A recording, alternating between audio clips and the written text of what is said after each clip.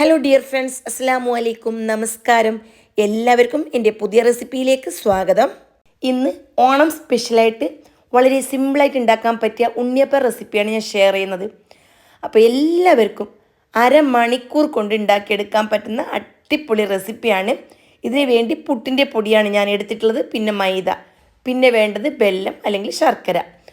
ഞാനിവിടെ 300 ഗ്രാം ശർക്കര എടുത്തിട്ട് 1 കപ്പ് വെള്ളം ഒഴിച്ചിട്ട് ഇതൊന്ന് മെൽറ്റാവാൻ വെക്കുന്നുണ്ട്. അപ്പോൾ വളരെ കുറഞ്ഞ അളവിലാണ് ഞാൻ കാണിച്ചു തരുന്നത്.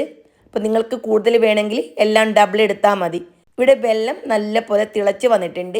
ഇനി ഫ്ലെയിം ഓഫാക്കിയതിന് ശേഷം ചൂടാറുന്നത് വരെ വെയിറ്റ് ചെയ്യാം. പച്ചരി നല്ലപോലെ കഴുകി ഉണക്കി മില്ലിൽ കൊണ്ടുപോയിട്ട് പുട്ടിൻ്റെ പൊടിയിലെ ആ പരുവത്തിൽ പൊടിച്ചെടുത്തത് 1.5 കപ്പ്, 3/4 കപ്പ് മൈദ, ഇത് രണ്ടും കൂടി ഞാൻ എടുത്തിട്ടുണ്ട്. ഇനി ഇതിലേക്ക് 1/2 ടീസ്പൂൺ ഉപ്പിൻ്റെ പൊടിയും കൂടി ചേർത്ത് കൊടുക്കണം. അതിനുശേഷം ചൂടാറിയ ശർക്കരപ്പാനി ഒഴിച്ചിട്ട് കട്ടയൊന്നും ഇല്ലാണ്ട് സ്മൂത്ത് പേസ്റ്റാക്കി കലക്കിയെടുക്കണം. അപ്പോൾ ആദ്യം തന്നെ ഒന്നിച്ച് ശർക്കരപ്പാനി ഒഴിച്ചു കൊടുക്കണ്ട, ഒരു 2 പ്രാവശ്യമായിട്ട് ഒഴിച്ചു കൊടുത്താൽ മതി. ഇങ്ങനെ 2 പ്രാവശ്യമായിട്ട് ഒഴിച്ചു കൊടുക്കുമ്പോൾ കട്ടയൊന്നും ഇല്ലാണ്ട് നമുക്ക് ഈസി ആയിട്ട് കലക്കിയെടുക്കാൻ പറ്റും. ഇതാ ഞാനെല്ലാം നന്നായിട്ട് തന്നെ കലക്കിയെടുത്തിട്ടുണ്ട്. ഇതൊരു കറക്റ്റ് മധുരമാണ്. ഇനി കൂടുതൽ മധുരം വേണമെന്നുണ്ടെങ്കിൽ കൂടുതൽ ശർക്കര ചേർത്ത് കൊടുക്കാം. ഈ ഒരു പരുവത്തിൽ വേണം കലക്കിയെടുക്കാൻ. ഇനി നമ്മളിത് റെസ്റ്റ് ചെയ്യാൻ വേണ്ടി വെക്കുന്നുണ്ട്. ആ സമയത്ത് കുറച്ചും കൂടി കട്ടിയാവും, അപ്പോൾ നോക്കിയിട്ട് വെള്ളം ചേർത്ത് കൊടുത്താൽ മതി. പിന്നെ ഇതിലേക്ക് 5 ഏലക്ക നന്നായിട്ട് ചതച്ച് ചേർത്ത് കൊടുത്തിട്ടുണ്ട്. പിന്നെ കുറച്ച് നെയ്യ് ചൂടാക്കി ഇതിലേക്ക് തേങ്ങാക്കൊത്തുണ്ടല്ലോ, അത് ചെറുതായിട്ട് അരിഞ്ഞ് മൂപ്പിച്ചെടുക്കണം. നല്ലപോലെ മൂത്ത് വന്നാൽ ഇതിലേക്ക് 1 ടേബിൾ സ്പൂൺ എള്ള് ചേർത്ത് പെട്ടെന്ന് തന്നെ തീ ഓഫാക്കി ഇതും ചൂടോടുകൂടി തന്നെ ഇതിലേക്ക് ഒഴിച്ചു കൊടുക്കാം. എന്നിട്ട് നല്ല പോലെ കലക്കിയതിന് ശേഷം ഇത് റെസ്റ്റ് ചെയ്യാൻ വേണ്ടി മാറ്റി വെക്കാം. ഞാനിവിടെ രാവിലെയാണ് ചുട്ടെടുക്കുന്നത്. രാത്രി അരച്ച് മൂടി വെച്ചു. രാവിലെ ആകുമ്പോൾ നന്നായിട്ട് മാവെല്ലാം സോഫ്റ്റായിട്ട് കിട്ടും. ഇനി പച്ചരിപ്പൊടി നിങ്ങളുടെ കയ്യിൽ പൊടിച്ചതില്ല എങ്കിൽ പുട്ടിൻ്റെ പൊടി എടുത്താലും കുഴപ്പമൊന്നുമില്ല. ഇനി ചുട്ടെടുക്കുന്നതിന് മുമ്പായിട്ട് വീണ്ടും നല്ല പോലെ ഇളക്കി യോജിപ്പിച്ചെടുക്കണം. മാവ് ലേശം കട്ടിയുണ്ടായിരുന്നു, അപ്പോൾ വീണ്ടും 2 ടേബിൾ സ്പൂൺ വെള്ളം കൂടി ഒഴിച്ചിട്ട് നന്നായിട്ട് കലക്കിയെടുത്തു. ഇനി നമുക്കിത് ചുട്ടെടുക്കാം. ഇനി വെളിച്ചെണ്ണ ചൂടാക്കിയതിന് ശേഷം തീ ചെറുതാക്കി കൊടുക്കണം. തീ ചെറുതായതിന് ശേഷം മാത്രം മാവ് ഒഴിച്ചു കൊടുത്താൽ മതി. ഓരോ ടേബിൾ സ്പൂൺ കണക്കിന് മാവ് ഒഴിച്ചു കൊടുത്താൽ എല്ലാം ഒരേ അളവിൽ കിട്ടും.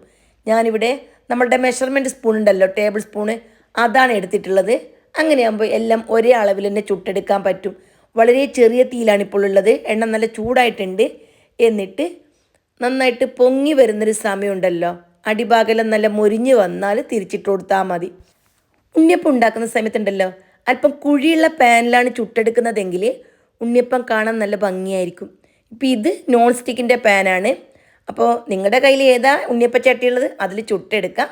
അപ്പോൾ വളരെ സിമ്പിളായിട്ടുള്ള ഉണ്ണിയപ്പമാണ്. തീർച്ചയായിട്ടും നിങ്ങൾക്ക് എല്ലാവർക്കും ഇഷ്ടമാവും.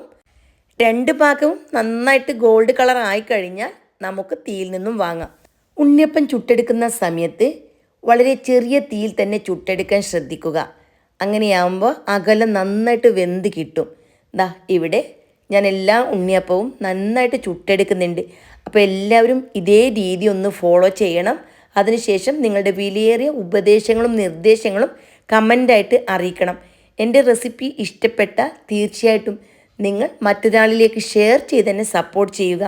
അപ്പോൾ വളരെ സിമ്പിളായിട്ടുള്ള ഉണ്ണിയപ്പമാണ്. ഇതുവരെ നിങ്ങൾ ആരും ഈ രീതിയിൽ ട്രൈ ചെയ്തിട്ടില്ലെങ്കിൽ എല്ലാവരും ട്രൈ ചെയ്യുക. അപ്പോൾ ഈ ഓണത്തിനുണ്ടല്ലോ, നിങ്ങൾ ആദ്യമായിട്ട് ഉണ്ണിയപ്പം ഉണ്ടാക്കുന്ന ആൾക്കാരാണെങ്കിൽ ഇതൊന്ന് ട്രൈ ചെയ്ത് നോക്ക്. 100% സക്സസ് ആയിരിക്കും. അപ്പോൾ എല്ലാവരും റെസിപ്പി ഫോളോ ചെയ്യുമെന്ന് വിചാരിക്കുന്നു. വീണ്ടും കാണുന്നത് വരെ ബൈ ബൈ.